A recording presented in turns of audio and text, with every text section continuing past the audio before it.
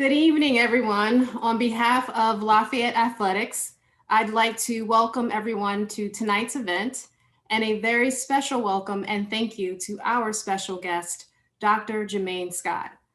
Over the last several months, we have seen many organizations and institutions articulate and even post what they will do, which is great. But I am truly appreciative and energized by the action and real progress that is occurring in Lafayette Athletics. The Men's Soccer Lead Council, the organizers of today's event, exemplify what action looks like. Your leadership and mentorship of our men's soccer student athletes and your leadership efforts within our community is the kind of support we need for positive change. I thank you for bringing Dr. Scott to our community, and I look forward to your continued efforts to make Lafayette even stronger. I'd now like to turn it over to our head men's soccer coach, Dennis Bond.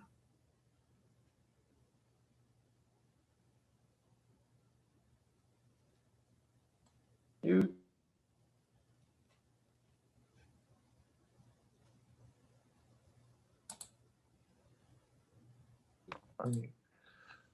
All right.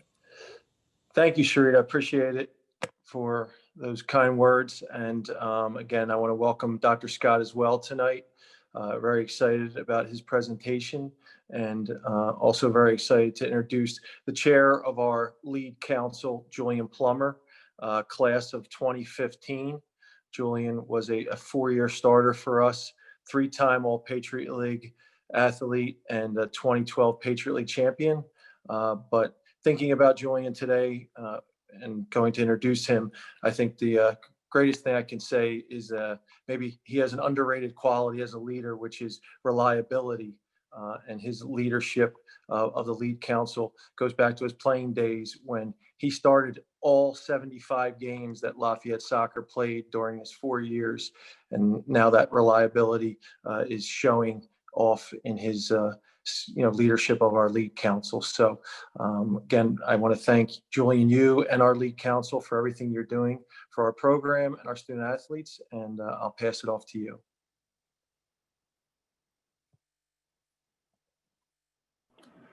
Awesome. Welcome everyone, and thank you, Coach Bond, and thank you, Sharita, and thank you, Dr. Scott, for having us. Like Coach Bond said, this is part of one of the main activities for the Lead Council, which stands for Leadership, Equity, Access, and Diversity. The mission is to mentor Lafayette men's soccer athletes of Black origin through academic and career counseling. We have four kind of main focus areas. One of them being community service, which will largely be focused on education in the Easton area. Two will be professional networking, so some resume and LinkedIn and interview and job work. Fourth is this mentorship program that's been spoken about, where we take a one-on-one approach with the 11 alumni, Black alumni, and the 7 current players. And lastly, something that we've been working really hard on is this biannual speaker. So our first biannual speaker will be Dr. Jermaine Scott, and he joins us from Florida Atlantic University, where he serves as an assistant professor in the history department. He's born and raised in West Palm Beach, Florida, and his research interests include the cultural politics of sport, Black politics, Black diaspora studies, and post-colonial studies. Both of Dr. Scott's academic publications interrogate the cultural and political significance of soccer in Black communities throughout the United States. In his first publication, he looks at Howard University, the historically Black college, and their NCAA championship run throughout the 1970s, the NCAA's racist response, and the team's construction of diasporic identity. Sorry, give me 1 second. I think the ambulance out here. Okay. His second and forthcoming publication is in the Journal of African American History. He looks at a Black soccer team here in New York, where I'm based out of, during the interwar period and their communist and anti-racist politics. Dr. Scott's writings have been included in ESPN's The Undefeated, the African American Intellectual History Society's Black Perspectives, and the Journal of Sports History. Dr. Scott, we're really happy to have you as our first biannual speaker. Thank you for joining us, and I'll pass it off to you. Awesome. Thank you so much, everyone. Thank you, Julian, for that great introduction. I really appreciate it.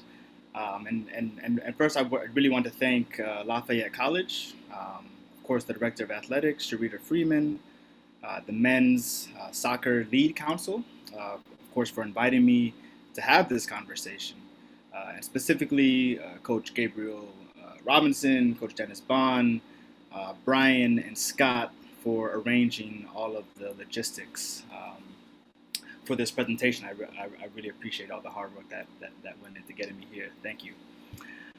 So yeah, I'm very excited to be here this evening with you all to talk about the history of Black athletic activism and really the relationship between politics and sports, specifically in the 20th century. Okay, specifically in the 20th century. So in terms of timelines, I'm actually going to share my screen real quick so I can share a PowerPoint presentation with you all. Okay, so hopefully you all can see that. I'm not sure. So in terms of timelines, I want to break up this history of Black athletic activism really into 4 different eras. Okay, 4 different eras. The first era, which really lasted from the beginning of the 1900s into the roaring 1920s, if you will, is focused on the career of Jack Johnson, the first Black heavyweight champion of the world. Okay, Jack Johnson. And really, I want to pay attention to his militant spirit of resistance and independence. And this militant spirit of resistance and independence will come back into play later on in my presentation.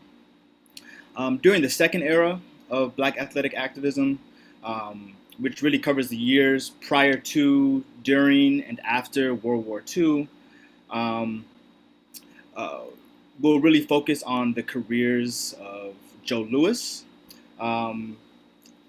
but also Jackie Robinson. Joe Louis, of course, was really the greatest boxer, arguably the greatest boxer during the 1930s and beginning of 1940s. And of course, Jackie Robinson was the first Black player to integrate Major League Baseball. So during this era, it's important to note that Black athletes not only became the shining symbols of American democracy, right, the shining symbols of American democracy, but also the contradictions, right, what we can think of as the dirty contradictions of American democracy. So they occupy these 2 different spaces.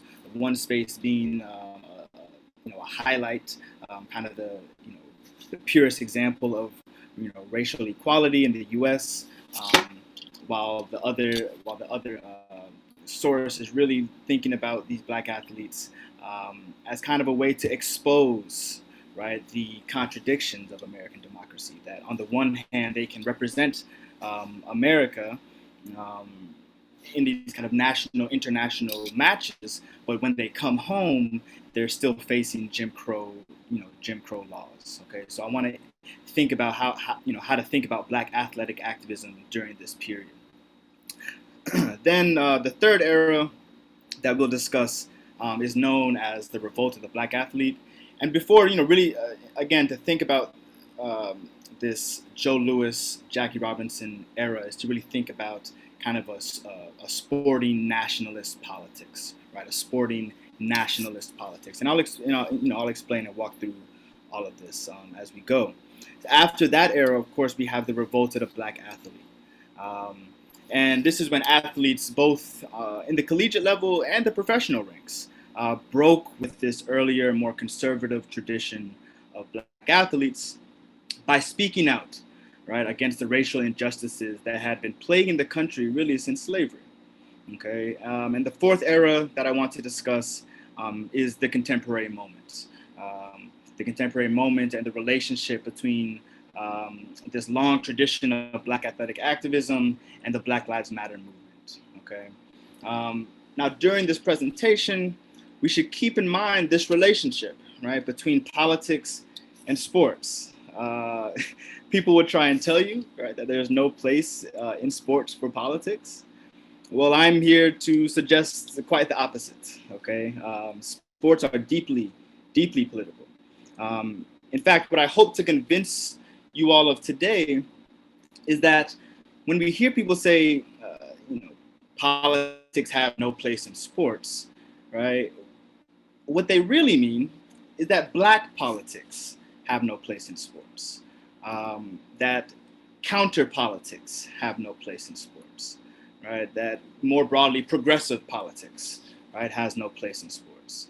And unfortunately for these people who believe this, there's a history of Black athletic activism that proves that theory very wrong. Indeed, Black politics, progressive politics are embedded, right, in sports, as much as people might resist that idea. Okay, so again, we'll see this trend really throughout U.S. sporting history. Again, this clash between the two types of sporting politics. On the one hand, we have this national sporting politics, right? In other words, a set of politics that celebrate the United States and its ideals of democracy and fairness, right? This is on the one hand, kind of the one formation of politics that we have in sports. And then the other formation of politics, of course, as I mentioned, is Black politics, right? Which is a set of politics that reveal the contradictions, that reveal the contradictions of American democracy and liberal egalitarianism. So in order to understand the history of Black athletic activism, and well, really before I go on, when I'm saying Black athletic activism, I'm not only talking about the ways in which Black athletes protested different injustices throughout history, but also what did sports mean to Black communities in the U.S., right? What was the significance? What was the cultural and political significance of sports to African Americans in the 20th century? Okay, so this is, these are some of the themes that I want us to keep in mind during the presentation. So in order to understand this history, right, we have to begin with Jack Johnson. Now, Jack Johnson is not important simply because he was the first Black heavyweight champion of the world, right? Of course, this was part of it. But it's also the way he became the heavyweight champion that makes him significant for our discussion today. Jack Johnson was born in Galveston, Texas in 1878 to former slaves, okay, Henry and Tina Johnson. All right, so we get a sense, right, of our place, of our time in history, right? Where in 1878, this is 1 year after the end of Reconstruction. And it was at this time the U.S. is undergoing a transformation of sorts. Okay, of course, when the Civil War ended in 1865 and enslaved African Americans were now free, the Republican Party, who, to be clear, had a little, their racial politics looked a little differently back then than it does now.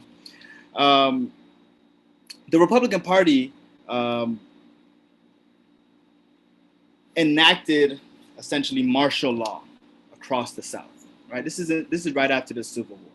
Okay, they enacted martial law in the South, essentially to protect the rights and the lives of the newly emancipated African American population, right? Of course, Abraham Lincoln issued the Emancipation Proclamation, which essentially freed the enslaved population in the rebellion states. And of course, in 1865, with the end of the Civil War, we have the complete and the 13th Amendment, the ratification of the 13th Amendment. We have the abolition of slavery, right? We have the abolition of slavery and the institution of slavery as we knew it at that time, okay? And it is during this time of Reconstruction where we really have the most revolutionary interracial, and democratic moment, okay, of American political history, right? This is known as Reconstruction. We see a number of different African-American men being elected to Congress on the federal level and the state level, right? So we have state representatives, we have state senators, but we also have U.S. representatives, okay, U.S. senators, Black men, right? This is a few years after the abolition of slavery. So we can understand the social world of the U.S. has been flipped upside down, okay? Now, fast forward to 1877, and we have the nomination of Republican President Rutherford B. Hayes. We have the nomination of Republican President Rutherford B. Hayes. And it came at a serious cost, okay? A compromise of sorts. Rutherford B. Hayes promised the Southern Democrats that he would remove federal troops from the state courthouses. Essentially, he would end martial law. And now what happens when you end martial law after the Civil War? It essentially ended the protection of African Americans and ensured the return to Black subordination. Okay, so this is really part of the national context that Jack Johnson is born into. Okay, specifically we can think about 1892, right? We have Homer Plessy, who deliberately rides in a white car train, a whites-only train car. He's arrested for breaking the law, a Louisiana state law, the Separate Car Act, which required separate but equal train car accommodations for Blacks and whites. And so when he does this, of course, he's found guilty for violating this law. He appeals to the Louisiana Supreme Court. They find that they agreed with the decision. So he appeals again, right, to the United States Supreme Court. And this becomes the infamous Plessy versus Ferguson Supreme Court decision of 1896, in which the Supreme Court rules that racial segregation is legal and constitutional as long as it exists under the conditions of separate but equal. Okay, of separate but equal. And so the onset of Jim Crow affected every part of the South and even parts of the North, right? And one such sector of society that it definitely impacted, of course, was that of sports, right? And boxing was particularly segregated. Okay, so in those times, the heavyweight champion of the world symbolized the all-American man, right? The pinnacle of masculinity. In short, the manliest of men, right? But it also symbolized the all-American white man, the pinnacle of white masculinity, right? This is what the title of the heavyweight champion of the world represented. So when Jack Johnson emerges as a top contender for the title, and as early as 1903, right, Jim Jeffries, who's the reigning heavyweight champion, refuses to fight him solely because Jack Johnson is Black. However, Johnson finally gets his chance, right? He finally gets his chance in 1908, but not against Jim Jeffries, who had retired by this time, but against the heavyweight champion, Tommy Burns. Okay, Tommy Burns. To make a long story short, Jack Johnson beats up Tommy Burns, right, and he becomes the first Black heavyweight champion of the world. Now, it's important to understand the significance of this victory, right? Again, not only is it kind of, of course, important to think about, the politics of representation and the ways in which Black men are inserting themselves into this predominantly white space, right, of the heavyweight champion of the world. But it also challenges, right, many of the racist stereotypes that were circulating in U.S. society at the time. Of course, the main stereotype being Black inferiority, right? Black inferiority, that Black people, in all parts of humanity were less equal, right? Were less human, in fact, than white people, right? This was the ruling racial logic of the day. And so when Jack Johnson wins the heavyweight championship, there becomes huge anxieties, right, around the boxing world. And there are calls for what historians and boxing aficionados themselves called the Great White Hope. Okay, the Great White Hope, right? That we need a Great White Hope to defeat Jack Johnson and to return the heavyweight championship, return the heavyweight championship to its rightful place, right, on the waist of a white man. Okay, so in response to this call for a Great White Hope, Jim Jeffries comes out of retirement in 1910 and agrees to fight Jack Johnson. Okay, on July 4th, 1910, and it's dubbed the fight of the century. It's dubbed the fight of the century. Again, to make another long story short, Jack Johnson again wins. Okay, Jack Johnson wins, and he generates more racialized anxieties from the South to the North. Okay, particularly this results in a number of different race riots that erupt in the wake of Jack Johnson's victory. These race riots, are happening throughout the country, and this is a moment when white racist communities are inflicting terror upon Black communities. Okay, and so it's very important to understand the cultural significance of the fight of the century and Jack Johnson, writ large, right? And what's also important about Jack Johnson is his particular style, right? It's his particular style, both inside and outside of the ring, right? Inside of the ring, Jack Johnson was known to be a defensive fighter, right? He wasn't running down your throat trying to beat you down. He was more methodical. He thought about his punches, which again, right, ruffles and disrupts this idea of Black intellectual inferiority, right? That Black people were simply physical specimens, that they were naturally athletic. Jack Johnson kind of flips that on his head and says, well, I'm actually thinking about this as well. I'm not just a big, angry Black boxer. I'm actually a smart Black boxer, right? And I have tactics and I have strategies, right? This is all, again, these kind of tropes, right, of the Black athlete as intellectually inferior will become more familiar as we come up into the modern period, right? But also, not only his tactical style, but his aesthetic style. So, in other words, he would laugh and he would mock his opponents, right? He would hug his opponent and smile with his beautiful gold teeth, with his beautiful gold teeth, right, shining for the whole crowd to see.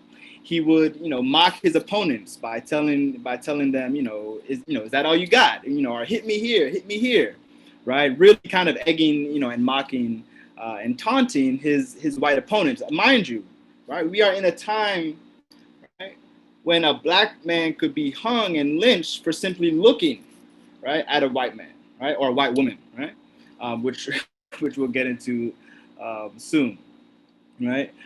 So the way Jack Johnson carried himself in the ring was very revolutionary for a Black man, right? He asserted his dominance, right, over white people, over white men.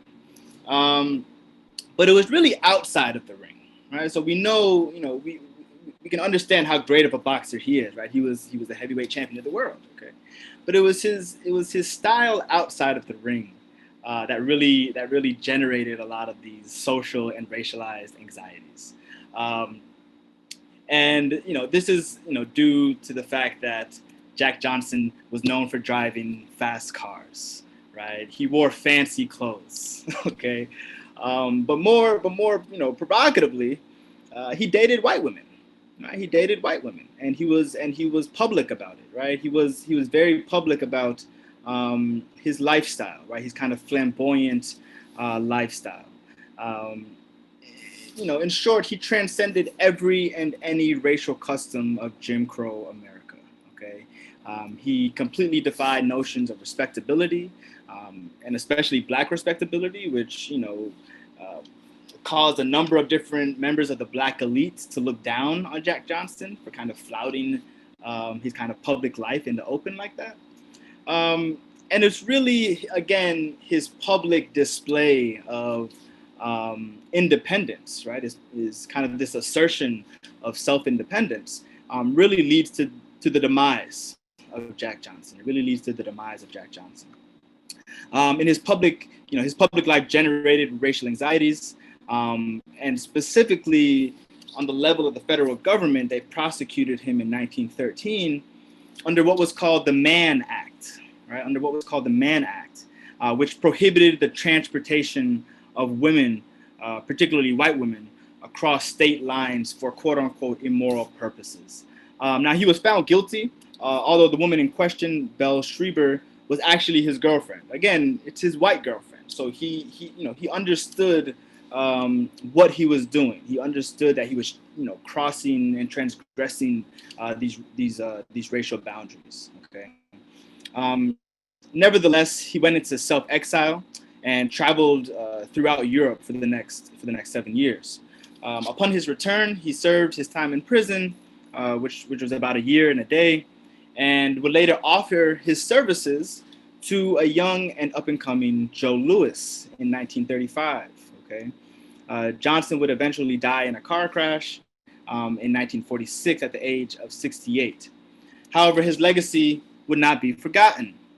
In fact, during the 1930s, his legacy was remembered particularly as a problem to stay away from. Particularly as a problem to stay away from. Okay, here's Jack Johnson with one of his white girlfriends at the time, and really the main example, the main counterexample to Jack Johnson was of course Joe Louis. So as I just mentioned, when Jack Johnson approached Joe Louis and his camp about offering his services to help him, his management team enthusiastically denied the offer. Right, enthusiastically denied the offer. Why?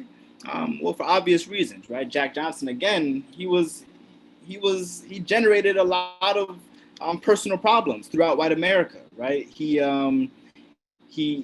threatened white society. He threatened white social and racial norms that dominated the day, and as such, his prosecution was the result of this. Okay. So when Joe Louis comes on the scene in the 1930s, he's all about upholding these ideas of respectability.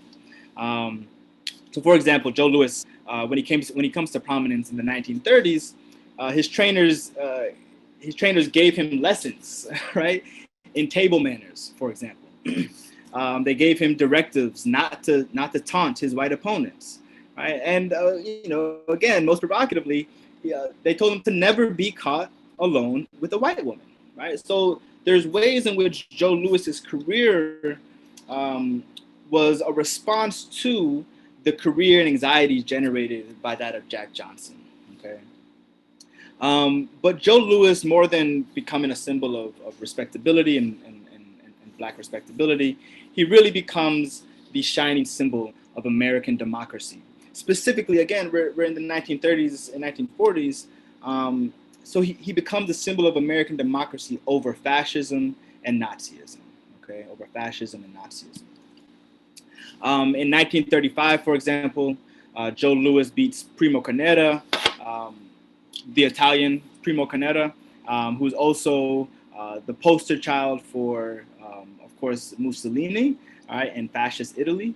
And at the time, in the 1930s, this fight mobilized African Americans because African Americans were interested in what was going on with Italy, and particularly their relationship with Ethiopia. So Ethiopia maintains this history as being the only African nation to not be colonized by European power. And in the 1930s, Italy was trying to encroach, right, upon the rights of Ethiopians and invade Ethiopia. So when Joe Louis defeats Primo Carnera, it is seen as a victory of the African diaspora, right, of Black people throughout the world. It is seen as a victory of them over, right, Italian fascism, right, of them over Italian fascism. And then, of course, in 1938, Joe Louis beats Max Schmeling, In the second fight, they have two fights. The first fight, Schmeling beats Joe Louis, and in the second fight, Louis knocks out Schmeling in the first round. And again, this becomes an example, right, of American democracy, a defeat of German and Hitler Nazism. It is important to remember, right? Hitler kind of occupies a strange space in the history of Black athletic activism, right? When we think about the 1936 Olympics and Jesse Owens, right, who won 4 gold medals and demolished Hitler's beliefs about white Aryan superiority, right? But again, to put Jesse Owens to the side for a bit, we'll come back to Jesse Owens later. Joe Louis's importance comes into clearer view during World War II. Okay, during World War II. Upon enlisting in the Army in 1942, Louis instantly became the shining example of racial uplift and American democracy. His willingness to represent a country still under Jim Crow laws and engage in rhetoric that painted a very different picture of Jim Crow made him America's poster boy, right? Louis actively appeared in World War II propaganda, as we can see in this poster, right? He was famous for saying, we're going to do our part and we'll win because we're on God's side, right? So he became this example, right, of not just Black respectability, but American democracy and racial egalitarianism, right? Racial egalitarianism. He represented American heroism, right? Patriotism, and of course the importance of Black military participation, right? But he did all this while saying little to nothing about the racial discrimination that constituted the lives of Black Americans. Now he did come out later on in his career and start to speak out against Jim Crow, but for the majority of his career, he was remembered as an American hero. Right? He was remembered as an American hero, and this is really, what we can think of as I said earlier, kind of as these nationalist sporting politics, right? As these nationalist sporting politics, and so when sports and athletes, this is when sports and athletes become national representatives, right? Where sports becomes a space for athletes to engage in this rhetoric of American exceptionalism and American democracy and American liberalism, right? This is later on as we'll move into the Cold War, right? We really see the U.S. kind of federal State Department enlist a number of different Black athletes for goodwill tours, right? And so they would take these athletes, including, a number of different athletes joined these goodwill tours, including Althea Gibson, right? The first Black woman to win the Wimbledon title, right, in tennis. Right, that they would take these Black athletes, they would go on these goodwill tours to demonstrate to the world, right, America's improved race relations, right? That they were a world power, not just of economic and military might, but of freedom and democracy. Again, right, we're in this Cold War period where the Soviet Union, the USSR, is representing communism, right, and America is representing democracy, right? And as part of this democratic propaganda, the U.S. State Department again used Black athletes, right, Black athletes, in their political agenda. So it's very important to think about these claims, right, that politics have no space in in sports, right? That Black athletes need to shut up and dribble, right? This is kind of the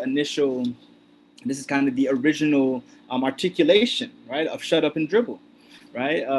But it's very important to remember this history, right? That it was the U.S. itself that wanted Black athletes to get engaged in politics, right? Particularly in the interests of the U.S., right? Not in the interest of Black Americans, but in the interest of Americans, right? And so this becomes a very complicated time for Black athletes, right? And of course, this propaganda, it was merely that. It was propaganda, right? We know that when Joe Louis returned to the States, right, that he was met along with a number of different African American veterans, that they were met with the same Jim Crow racism, that they left behind, on their way to war, right? And so there was this campaign called the Double V campaign, right? Victory abroad and victory at home, right? That we need to defeat fascism and defeat communism abroad, while also defeating Jim Crow, right, at home domestically. Okay. But it's really during the 1950s and 1960s that African Americans continued to demand racial equality in all segments of society. It's critical, again, this history of Black athletic activism is very dominated by Black male athletes, right? But it's very important to understand the role of Black women athletes, right, in this history. And we'll really get into this more in the contemporary moment. But a shining example of this is Rosanna Robinson, or Rose Robinson, right? And sports historian Amira Rose Davis really does a brilliant job talking about the history of Black women athletic activism, particularly in the U.S. And she reveals that in the 1959 Pan American Games held in Chicago, high jumper Rosanna Rose Robinson refused to stand for the national anthem, right? Because she did not want to celebrate a flag and anthem that was steeped in these contradictions, right? Remember, this is a familiar theme, right? The contradictions of American democracy, right? So we see from early on Black women taking the role, right? Taking the lead in very radical ways to protest racial inequality and Jim Crow in the U.S., right? As we'll see later, Black women were always at the forefront, right, of Black athletic activism, especially in this contemporary moment. Okay, but Jackie Robinson was another player, right, that constantly pressed for racial equality. Now, of course, when Jackie integrated Major League Baseball in 1947, it was celebrated not only as a step for baseball, right, but as an early sign of integration in the rest of society. Okay, Jackie Robinson, along with the likes of Joe Louis, represented a sense of hope for Black people. Right, remember, Black veterans had fought in World War II, and were coming back home only to continue to be discriminated against. Okay, so when Jackie Robinson suited up for the Dodgers, it gave African Americans a sense of victory on and off the playing field. Okay. But more importantly, Jackie Robinson would go on to play a major role in the rise of Black athletic activism, particularly during the Civil Rights Movement, and marks a critical turn, right, from this conservative nationalist sporting politics to the more militant, right, as we'll see, revolt of the Black athlete. Okay, this transition from kind of a conservative tradition of Black athletic politics to a more militant expression of Black athletic politics. Right? Robinson, more than any other athlete in the 1960s, helped bring in and recruit other Black athletes into this tradition of protest. What's fascinating about Jackie Robinson is that he voted Republican, for most of his life. But he did so for example, he voted for Nixon in the 1960s, but he did so because he thought that Nixon was genuine, right, about his civil rights agenda. He constantly critiqued John F. Kennedy for his civil rights agenda, right? Constantly pressured him to do more in terms of civil rights. And so Jackie Robinson was not afraid, right, to kind of speak against the grain, right? When a moment in a moment and in a decade where huge amounts of African Americans are making this transition from the Republican Party into the Democratic Party, Jackie Robinson is here criticizing one of the most popular presidents in U.S. history, right? But more importantly, he also supported the revolt of the Black athlete, right? Which we'll get into a little bit later. Right? He supported the revolt of the Black athlete, and this is different from someone like Jesse Owens, right? Jesse Owens, who, as you remember, smashed Hitler's ideas of white Aryan superiority in the 1936 Berlin Olympics, Jesse Owens did not support the revolt of a black athlete. He was very much a proponent of shut up and dribble, right? He was disappointed in this new militant generation of young black athletes, while Jackie Robinson was seen more as kind of an uncle figure, right, as a father figure for these younger black athletes coming up during the civil rights movement. One such player is Bill Russell, who was the center for the Boston Celtics at the time. Bill Russell is sitting to the, our left of Muhammad Ali in the front row. And Bill Russell was one of the most, probably more outspoken and definitely more militant than Jackie Robinson, one of the most outspoken athletes in the 1960s. What really made Bill Russell an appealing figure for other black athletes is that he sacrificed his likability, right? He wasn't concerned about the white American mainstream press. He wasn't concerned with accommodating to anybody. His main concern was racial equality, right? His main concern was dismantling Jim Crow. And he joined a number of different efforts, right? He joined a number of different marches. Here in this picture, I'll get to this picture in a second, but he joined other black athletes in support of Muhammad Ali in 1967. Another athlete that is in this picture in the center of this picture, sitting to the right of Muhammad Ali, is Jim Brown, right? Jim Brown, the running back for the Cleveland Browns. His main contribution to this history of black athletic activism was the focus on black economic liberation, okay, on black economic liberation.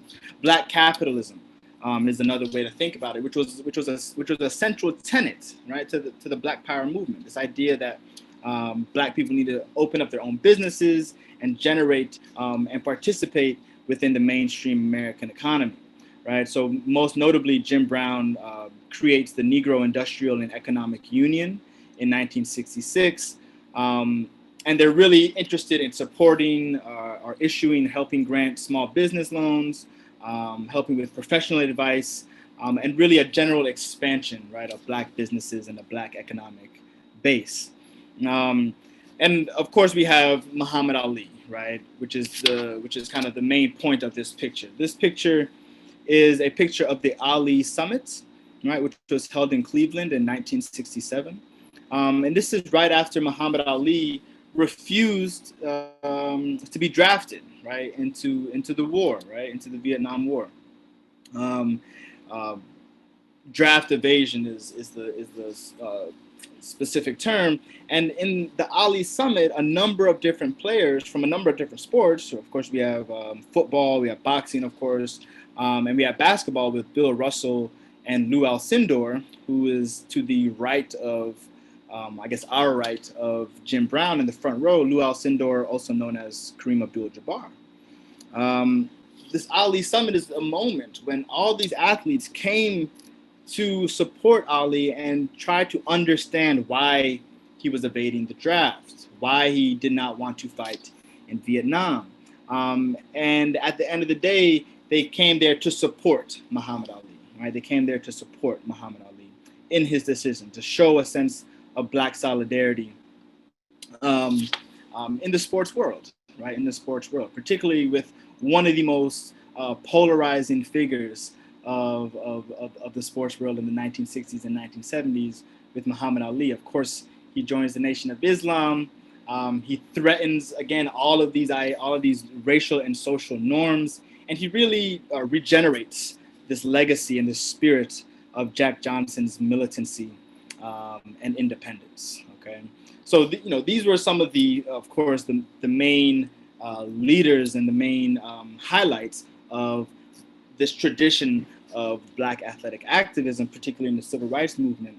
And they become really an example for this younger generation, which would emerge in 1968 with what Harry Edwards calls the revolts of the black athlete, right? The revolt of the black athlete.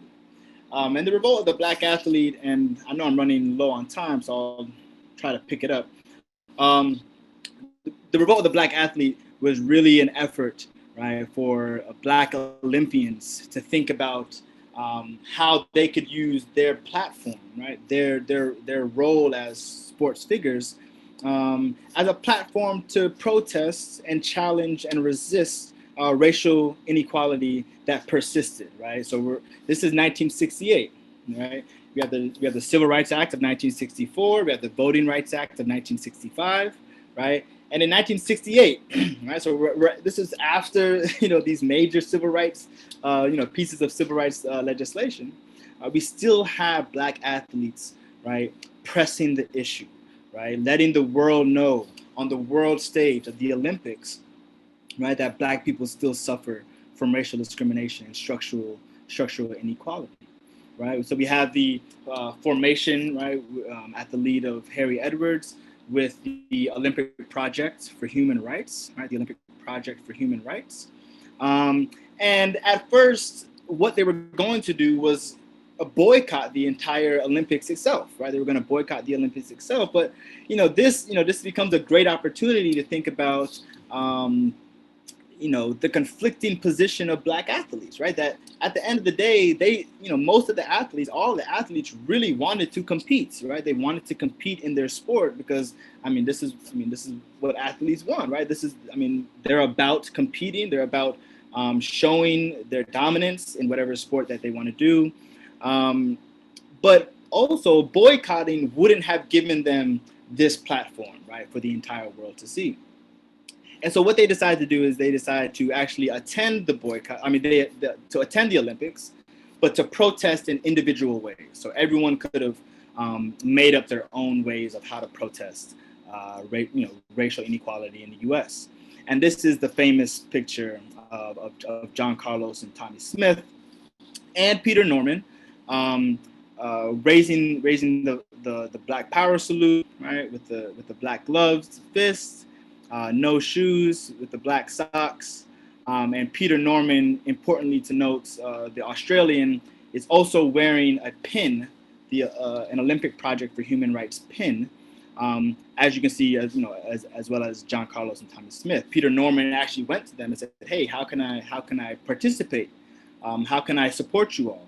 And he was given a pin, right, in solidarity of this movement, which really, again, helps us think about the role of white athletes, particularly in the contemporary moment, and their place in this moment of Black Lives Matter, right? In this movement, rather, of Black Lives Matter. And so this really brings us in to the contemporary moments, right? This really brings us into the contemporary moments. So, of course, we see, a number of different actions happening even prior to, right, Colin Kaepernick's taking a knee, right? And we see the LeBron James Miami Heat team in 2012 taking this picture to support the injustice, or really to protest the injustice and to protest the murder of Trayvon Martin in 2012.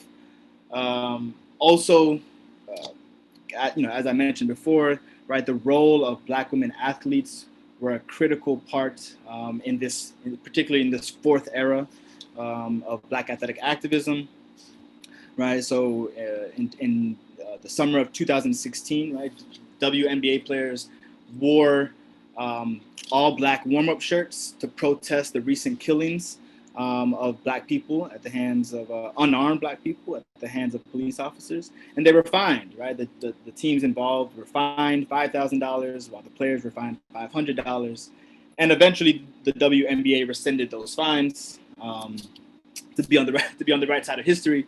But importantly, right, they make this action, they make this protest prior to Colin Kaepernick.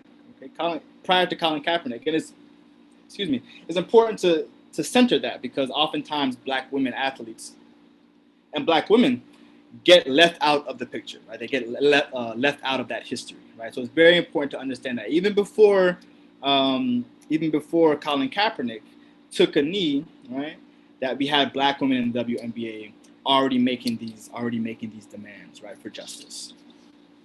And of course, we end with Colin Kaepernick, right? He takes a knee in 2016 to specifically protest, right, police brutality, right? Oftentimes when Black athletes protest or when Black people protest, the first response is to interrogate how that person protested, right? And so, of course, as we remember, when Colin Kaepernick took a knee, there was upheaval, right? Upheaval from the sports world and just general U.S. society. That how could this, football player who's making millions of dollars, how could he disrespect the flag and disrespect the country?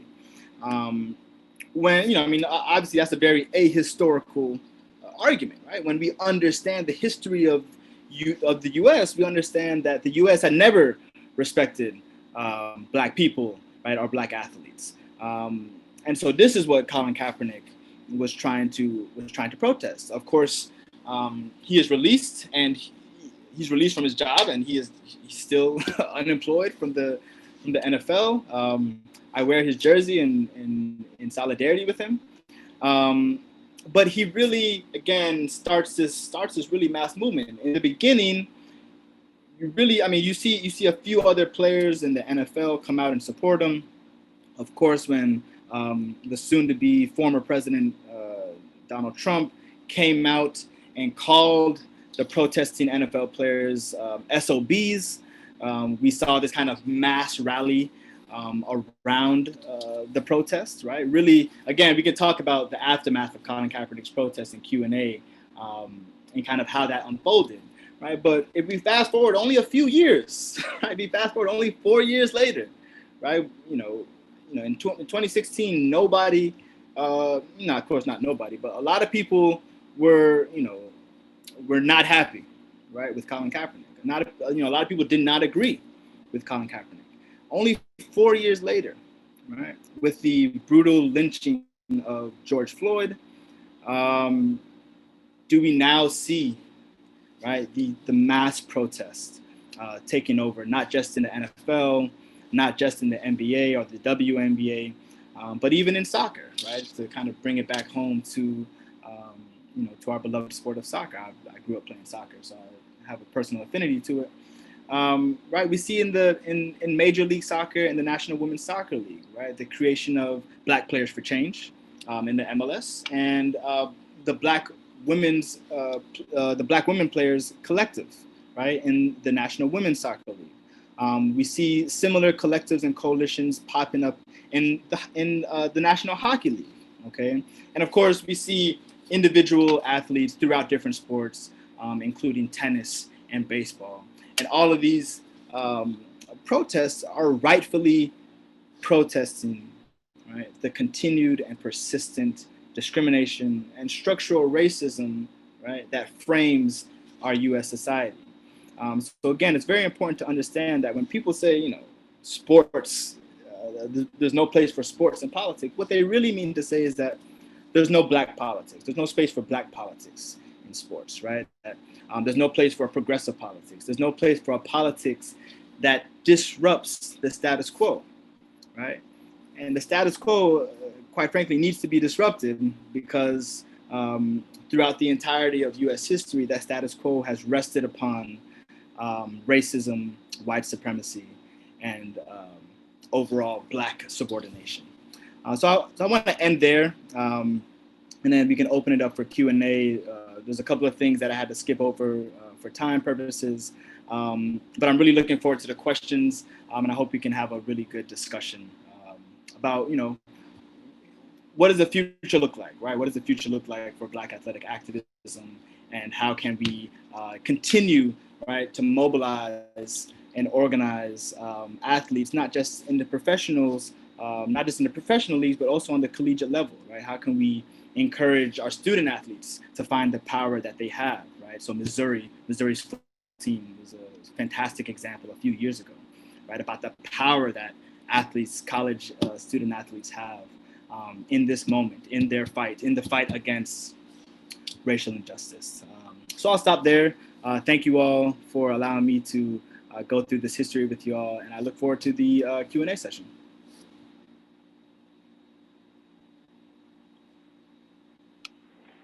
Awesome. Thank you so much, Dr. Scott. That was awesome to follow along, and it's great to have the athletics part tied into for all of us as well.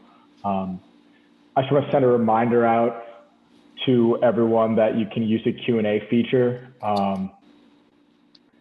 at the bottom of your screen.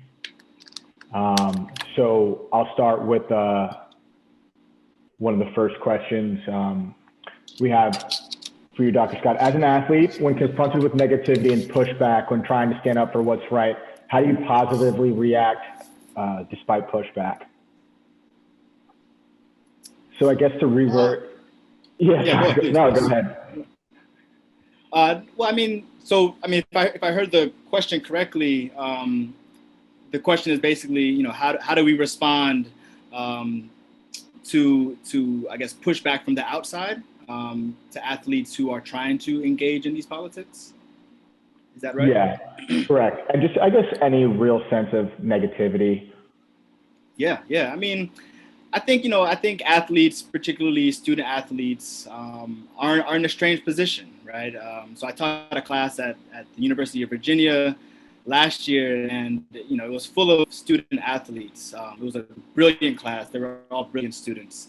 But one thing that they all shared with me is that they all felt like they were being policed in a lot of ways in terms of expressing their opinions on social media. They felt that if they were to say something on Twitter or Instagram, for example, that they would be reprimanded, or some backlash would end up coming to them. And I think, again, it's important to remember the importance of numbers, right? To remember the importance of organizing, right? It's a lot harder to get your point across as an individual, right? And it's much easier, and you acquire a lot more strength when you do so with numbers, right? So if you have a team, if you have an entire team, or the entire Black student athletic population saying the same thing, it's very difficult to refute that, right? And it also provides some type of protection, right? That you will not individually be on the receiving end of this negative backlash, right? That you have a team with you supporting you. Which is why the Missouri football team example is really fascinating. I know there were some disputes between some of the players, but at the end of the day, they all came together and were able to make these demands. So I think in the face of these in the face of this negativity, in the face of this kind of ever-present backlash against athletic politics, all I can say is to continue to push, right? To continue to push and not to do so as an individual, but to find your collective, right? Form your collectives. Through the history of Black athletic politics, right? It was very kind of individualistic, right? Jack Johnson and Joe Louis and Althea Gibson, right? And all these individual athletes. And really we see in this more contemporary moment, right? In this more contemporary moment, and really, I guess, with the beginning of the Revolt of the Black Athlete, with the Ali Summit and the Olympic Project for Human Rights, we see more of an attention on collective forms of athletic resistance. And I think that's the way to go, particularly for college athletes. Going off that, I think it's tangential, but I guess how do you feel that athletes can learn from some of these athletes? How do you think current athletes can learn from some of the decisions of athletes in the past and of some of these historical moments? I think the main thing that current contemporary college student athletes can learn from this history is that they actually have power, right? That they're simply not entertainers, right? And oftentimes the media, the sports media will remind us every day, right? That athletes are just entertainers, right? That even when we think about the Milwaukee strike, right? That the Milwaukee Bucks strike, right? That the language of strike is very important because it reminds people that these athletes are actually workers, right? They're actually workers. They're not just entertainers, but they're human beings that have lives outside of their particular sporting space. And so, I would definitely think that the one thing that they should learn is that they have power, right? That they have power, but it's also going to take a lot of fearlessness, right? It's also going to take, again, a lot of organization, right? That fearlessness comes with the organization. That fearlessness comes with the collective, right? So I would definitely think that, a couple of things that they can learn is definitely the power that they have to remind themselves, right, that they're not simply athletes, right? LeBron James has this really great series called More Than an Athlete, right? That we have to say these things, right? Because oftentimes, even in my class now, right, I'm still, I deal with, a lot of students who say things kind of unintentionally, but that kind of reinforce this idea that all athletes are athletes, right? And that we have to be able to understand ourselves outside of that confining boundary.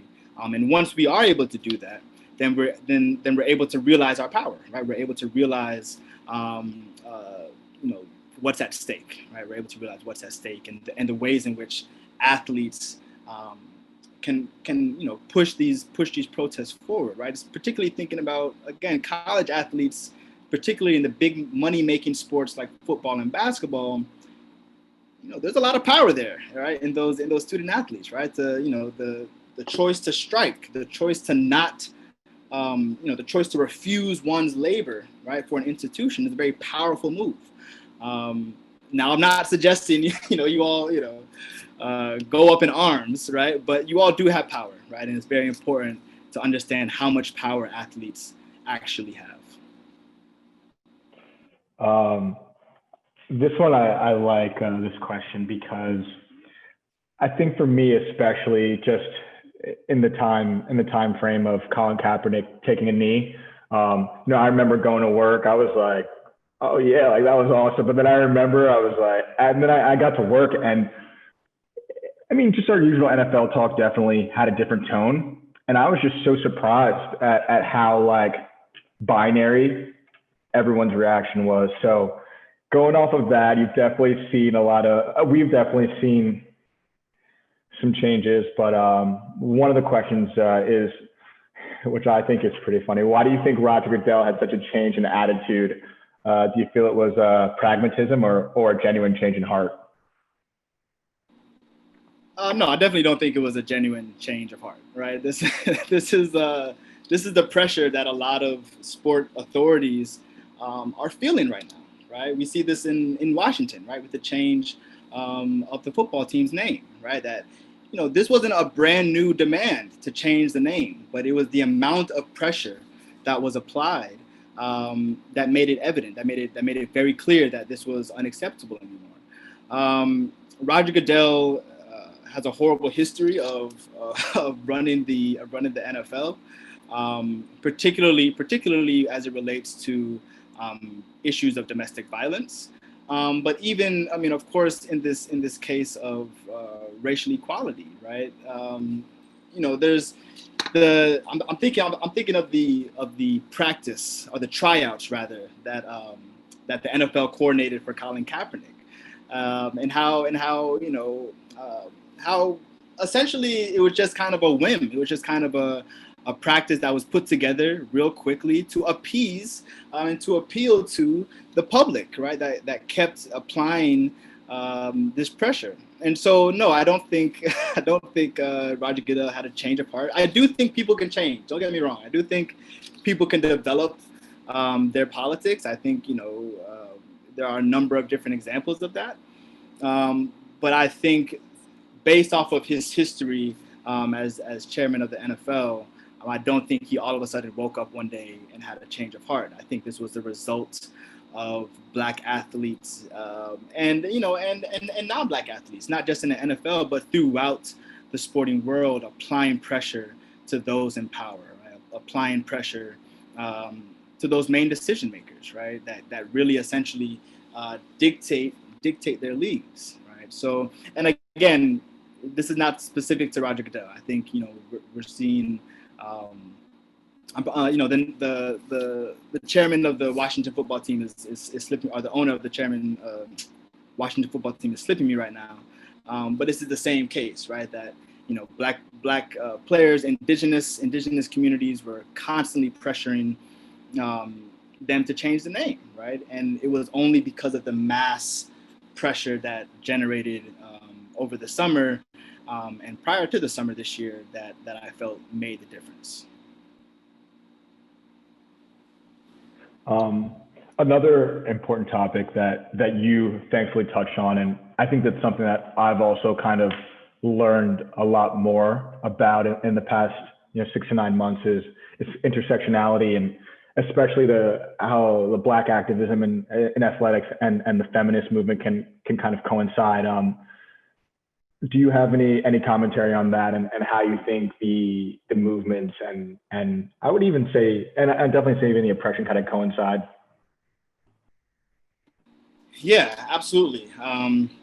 So of course, this concept of intersectionality, specifically introduced by Kimberly Crenshaw, is an effort to think about, right, the intersecting oppressions, right, experienced by Black women, right. So not only was there a kind of experiences of oppression based on their race, right, as Black people, but also a set of experiences based on their oppression based on their gender, right? So oftentimes they would feel neglected by Black men, particularly in these kind of political movements and political organizations, and then on the other hand, they would feel neglected by white women, right?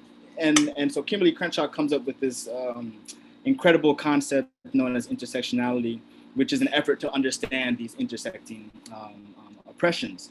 And I think, again, Black women athletes, particularly in this contemporary moment, have constantly been at the forefront, really, with the WNBA. They've been spot on, very radical in a lot of their protests and actions against police brutality and racial inequality. And, I would really say that, any history of Black athletic activism, any discussion about radical Black politics is incomplete without Black women. So not only it's important to be able to also understand the ways in which some of our sporting institutions continue to discriminate against Black women, right? If we look at soccer, we look at the realm of soccer, for example. The U.S. women's national team, although their numbers, although the representation of Black women is increasing, they've never had a Black woman coach. There are no Black women coaches in the NWSL. There are no Black assistant coaches in the NWSL. So Black women are severely underrepresented in different sports, particularly when we think about professional soccer, and particularly in the front offices and executive ranks. Okay, and so it's it's something that the U.S. women's national team gets a lot of praise, as they should, for gender equality, right? They should absolutely deserve all of the praise that they receive based off of their campaigns to, of course, for equal pay, right, and between the men's and women's teams. But it's also important to note that they have, they need to do a little better, right, with their racial, with their record of racial representation. And it's not just Black women, but Latina women as well are severely underrepresented. So there needs to be an interrogation as to what's going on in certain sporting leagues. And I mean, of course, we can look at any major league sport in the U.S., look at their front office and executive ranks, and they will be predominantly filled by white men. Okay, so we understand that women are still being discriminated against institutionally and structurally throughout the sporting world. But all that to the side, we still see Black women at the forefront, right? constantly putting pressure on the leagues. We saw with in Atlanta, right? The Atlanta Dream, I believe. It was their owner or a co-owner who spoke out against the Atlanta players for their protests against racial inequality, and these players ended up endorsing her opponent. So the owner of the Atlanta Dream is also a politician. The players on the Atlanta Dream endorsed Warnock, who is now going to a runoff in Georgia, right? And so we understand the importance and the power that Black women athletes have in this fight against racial inequality.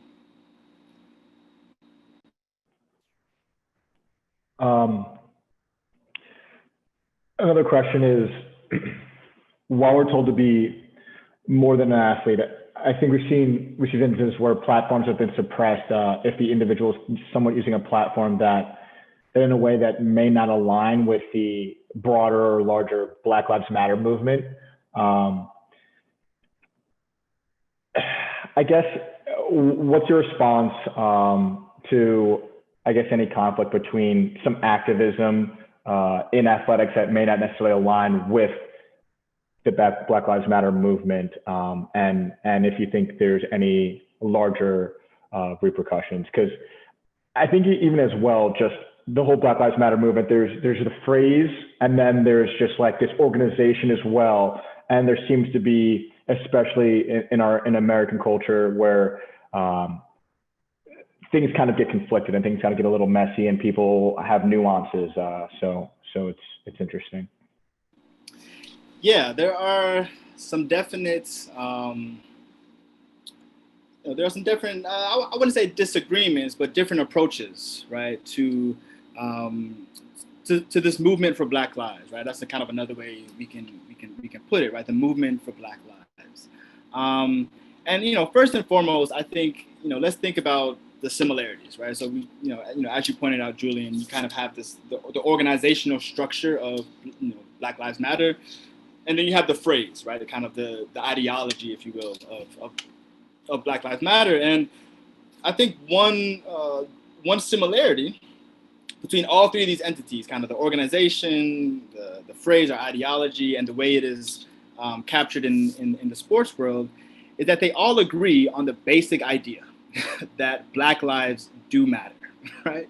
And so that's a very important starting place, right? That because for some reason there are a lot of people who refuse to acknowledge this. To literally say Black Lives Matter has become a political issue when it should really be common sense, right? That, I mean, why are people disagreeing with this? I do think that there are some differences, right? As you pointed out, and as the question is suggesting. One kind of immediate example I'm thinking of is, kind of in my own local experience in Miami with the Miami Heat, and so part of, again, I'm not suggesting this is what the Black Lives Matter organization is suggesting, but part of this larger movement for Black lives is a call to defund the police. Okay. Now, regardless of what you think of that, this has been a consistent call within the movement for Black lives to defund the police, which is to say, use some of that money that you're using for policing and put it elsewhere, right? To rethink our understanding of public safety. So it can be used, if you take the case of New York, that's getting billions of dollars for their police departments, right? If we use just a few of those millions and put it into education, or put it into mental health resources, or put it into drug rehabilitation, or put it into other institutions that also are concerned with public safety, that's a one way to kind of approach the issue of unarmed Black people being killed by police. Now, what the Miami Heat decided to do was quite the contrary. They actually decided to fund the police, to continue to fund the police. Of course, their logic was not, we want to fund police so they can keep, continuing to to be, to continue to keep acting in these racist ways. They wanted to fund the police in order to reform the police, right? They wanted to fund the police and put more funding in for more training, for more implicit bias training. And so there's a moment, right? And when it happened, a lot of Black activists kind of were outraged, for a lot of different reasons. But I think again, it's important that for these athletes that they should not feel like they have to recreate the wheel, right? That there's been local organizations in all of these cities, right? Whether you're in Milwaukee, Miami, LA, wherever, right? That there are local organizations on the ground that have been doing this work for decades, for decades. And so what I think, again, going back to the power of athletes, I think what's important is that they can bring their celebrity, they can bring their fame to these organizations that have already been doing the groundwork, right? And be able to galvanize and mobilize more support for these local grassroots organizations that have been doing this work, again, for decades, right? This is nothing new. What we're seeing, all these demands that we're seeing, they're nothing new. They're just finally coming to the light, right? And so what I would love to see is, rather than these kind of seeming disagreements between, for example, the Miami Heat, and the local organizations in Miami that are calling to defund the police, I think that athletes should tap into those organizations, right, to kind of figure out a meeting ground, to figure out the best way to get this done. Now, I will say that another similarity that Black athletes have with the Black Lives Matter movement is this focus on voting, right? Was the focus on getting out the vote, registering voters. A number of different teams opened up their arenas or stadiums for voting booths. And again, we saw the result, right? I think that they had a very positive result on the election. They had a positive impact on the huge rise, right? We had a historic turnout we had a historic voter turnout this election, right? And I think that's in large part due to the activism and demonstrations by Black athletes. Thank you. That was a hot button topic, so I appreciate the insight. I guess to kind of circle back to some of the athletes in your presentation, I guess, I think Jesse Owens is definitely a man of his time, and his decision was a representation of the current of the climate that he existed in. But do you feel that his decision was somewhat against activism, or did not represent activism, or do you think it was a valid and as powerful choice as those who decided to take a step forward? Because like we just talked about, I think people are trying to stand up and make decisions in their own way, but it doesn't necessarily mean you have to align and have to do something in a specific fashion. For sure. Yeah, I think, as you said, right, he's kind of a man of his times. I think in the 1930s, right, he was making calculated decisions, right? He understood. I think he understood his place in history, right? He understood what it meant to go to Germany, to go to Nazi Germany during this time, right? It's not like people weren't asking him not to go, right? The NAACP was about to send a letter to Jesse Owens asking him not to go. The Communist Party, which at the time was the only political party that explicitly fought for the rights of African Americans and Black people throughout the world. They also went to Jesse Owens, right, and asked him not to go to Germany as a way to protest, right, what was Nazism.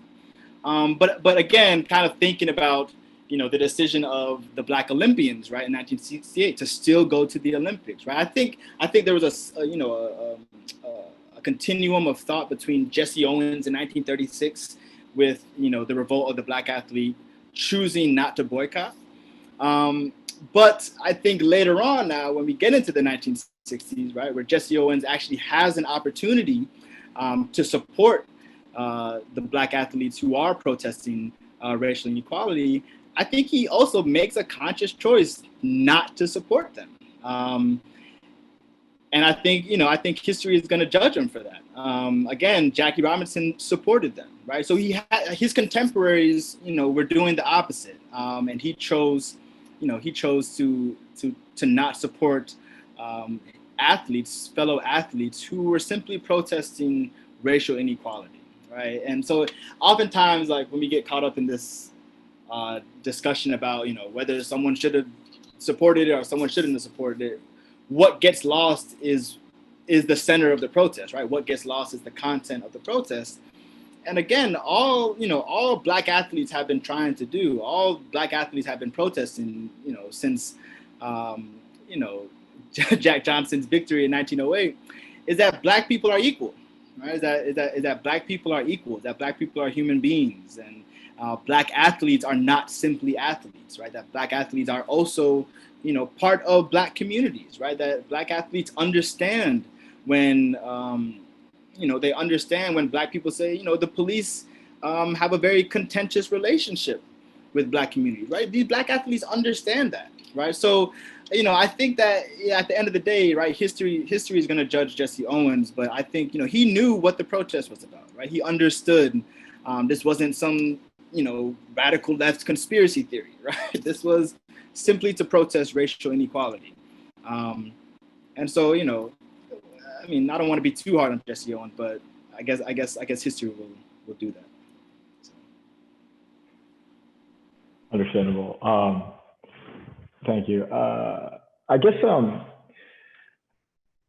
I think another theme is, it seemed like, especially over the past 6 months, there's all these new discussions and even Sharita hinted at just kind of making things a little bit more actionable.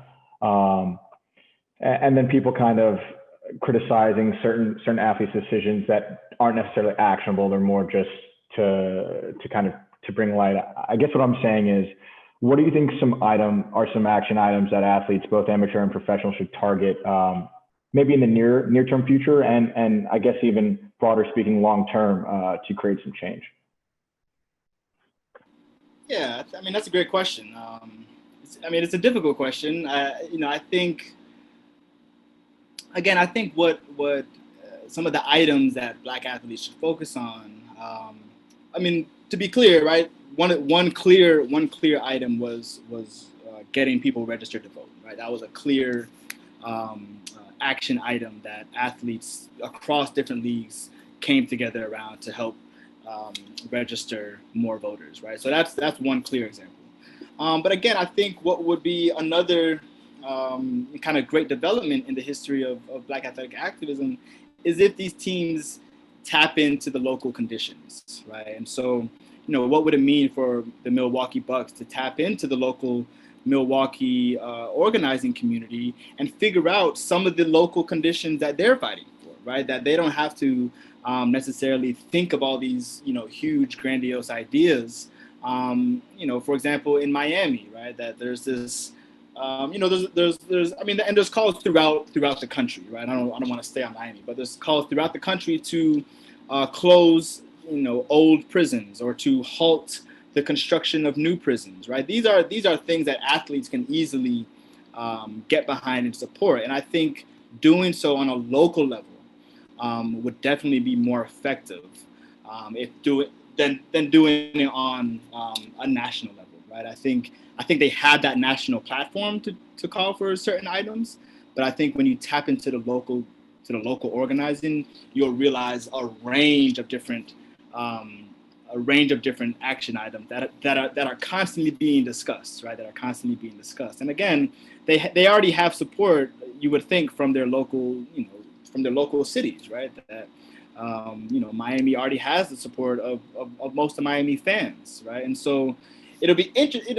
Again, it would be interesting. It would be interesting to see, how the media, how the public responds to these athletes taking up more local demands. But to your point about action items, I think it's very difficult, right? Because when you start talking about action items, and that's that starts to reveal one's place on the political spectrum, right? So if you're down to defund the police, if you want to defund the police, then you have to understand the potential consequences of that, right? But if you choose to fund the police, you have to understand the potential consequences of that, right? And so there's going to be supporters, and people who just constantly are not interested in this intersection between politics and sports. But I think an attention to the local conditions of athletes' experiences is a good starting place to figure out the specific action items that they could take up.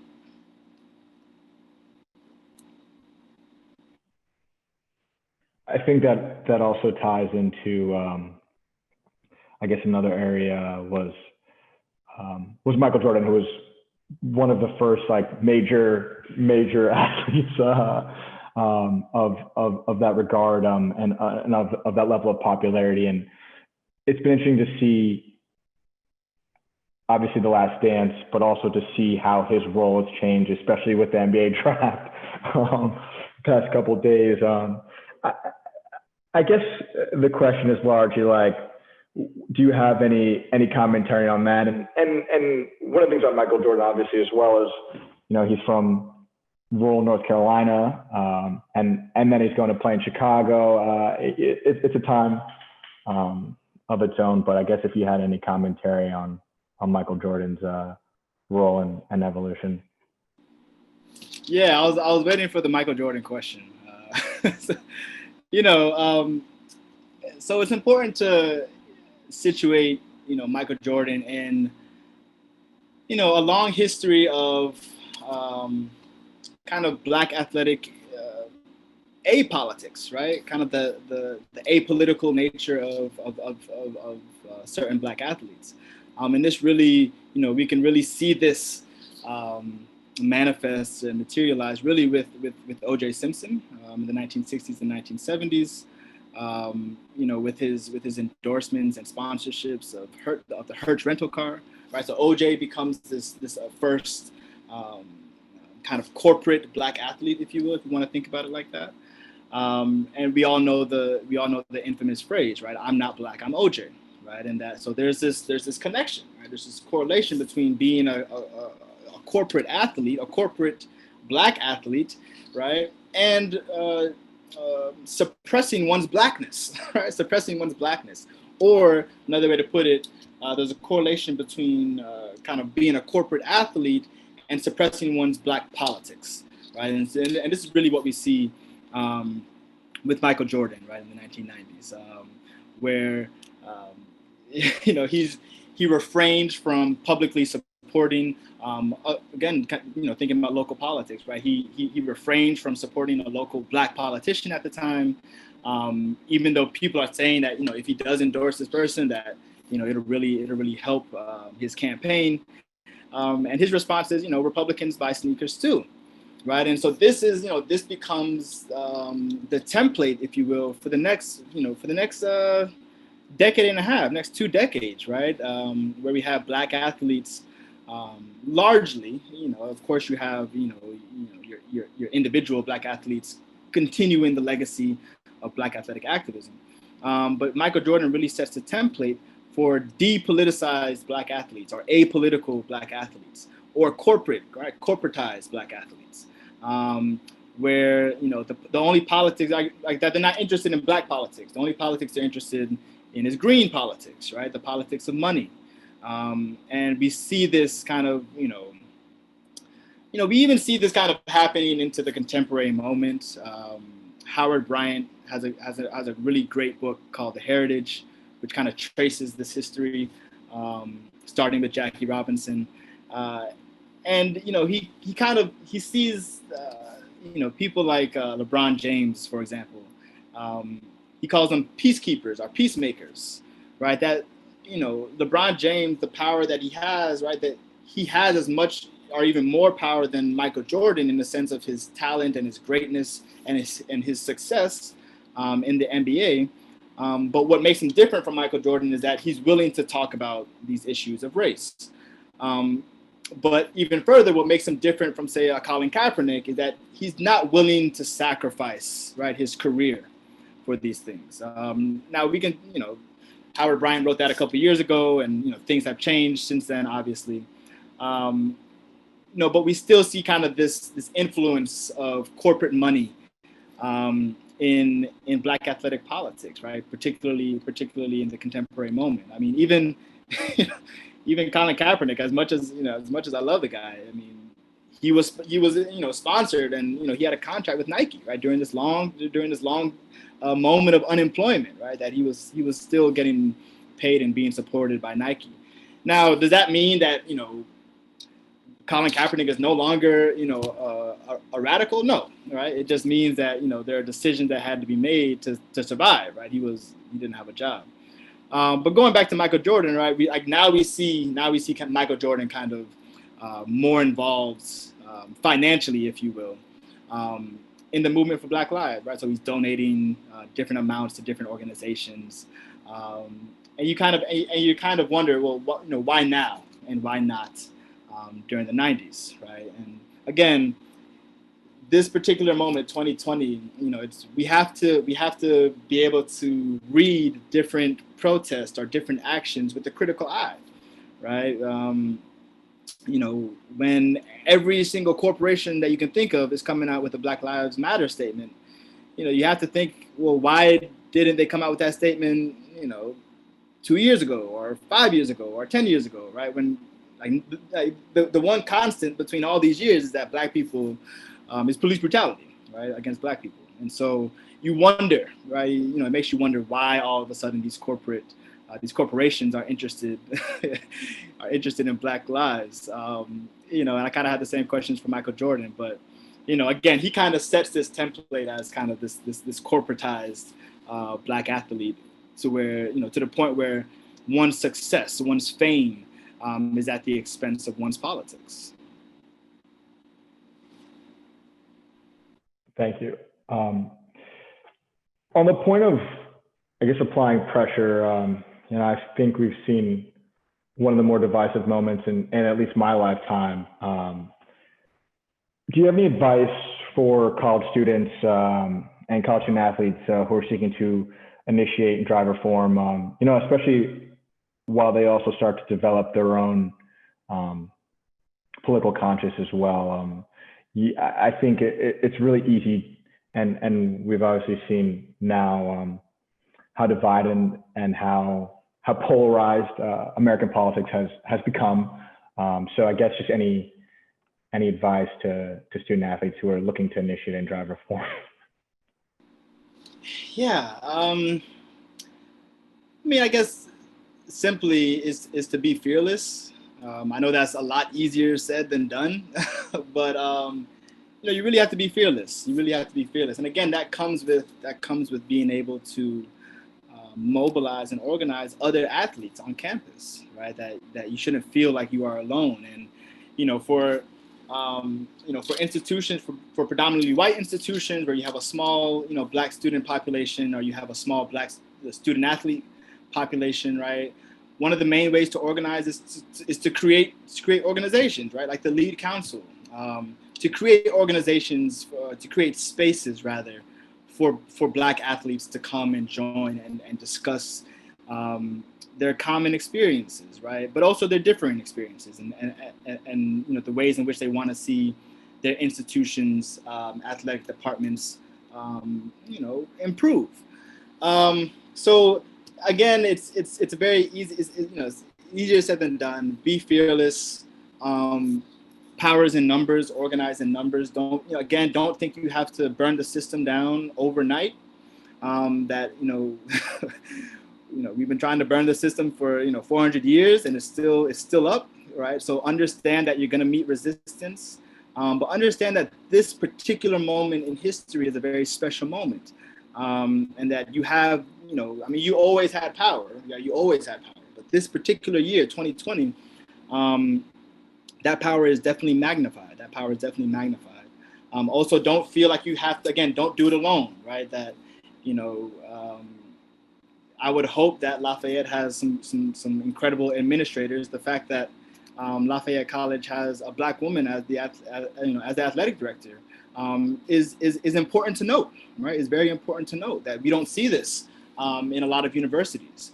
So we know that at the very least, Lafayette College is interested in representation, right? Is interested in equal representation. So we understand that. So it just takes time to understand the institution of which you are a part, and figure out ways in which to figure out the areas of which you want to reform. And I would say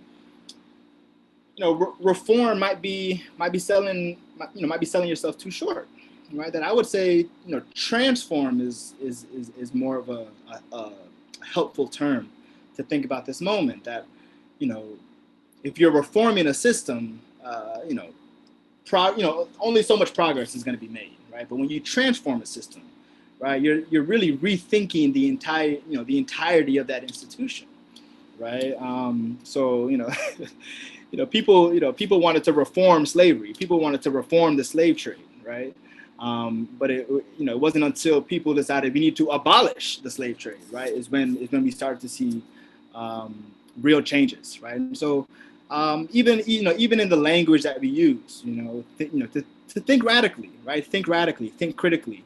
Don't feel like you have to censor yourself because you're an athlete, right? Don't be afraid of the backlash, right? You're going to get it if you're an athlete or not, right? Being a Black person in the U.S., we constantly have to move a certain way, right? So understand that you have a very important piece of power as an athlete, and again, I just encourage you all to find power in numbers, right? Really, don't try and do this alone, because that's when things can get messy. But if you come together as an organization, if you continue to have these conversations, right, like Lead Counsel is doing, right, this is the beginning, right? This is just the beginning. This is nowhere near the end.